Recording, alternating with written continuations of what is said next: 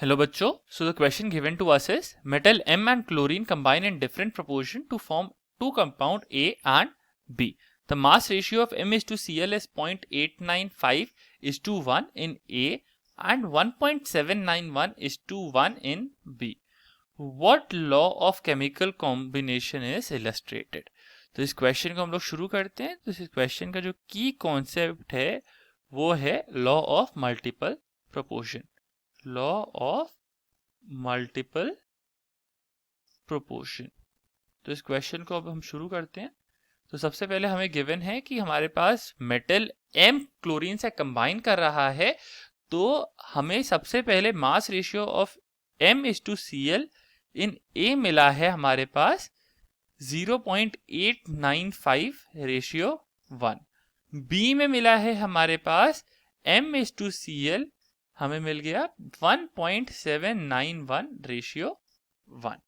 ठीक है, तो मान लो कि अगर हमारे पास M का 0.895 ही ग्राम था A में और क्लोरीन का 1 ग्राम था। सिमिलरली B में हमारे पास M का हमारे पास 1.791 ग्राम था और Cl का 1 ही ग्राम था। तो हम लिख सकते हैं M इधर हमारे पास है 0.895 ग्राम और क्लोरीन का है हमारे पास इधर 1 ग्राम, क्योंकि यही इसका रेशियो है।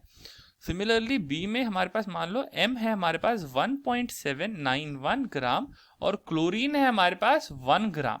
तो अगर हम ध्यान से देखें तो हम बोल सकते हैं कि जो मास हमें M में M का गिवन है इन A बाई मास का हमें गिवन M का मास गिवन है हमें in B, that is equal to 0.895 by 1.791 जिसकी वैल्यू है 1/2। तो इसे हम लोग बोल सकते हैं कि law of multiple proportion follow हो रहा है।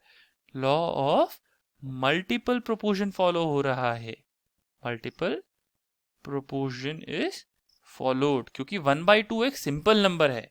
हमने इसको कैसे बोला कि ये law of multiple proportion follow हो रहा है, क्योंकि हमें पता है कि लॉ ऑफ मल्टीपल प्रोपोर्शन ये बोलता है two element combine to form two or more compound, then weight of well element combined with the fixed weight of other are in a simple ratio।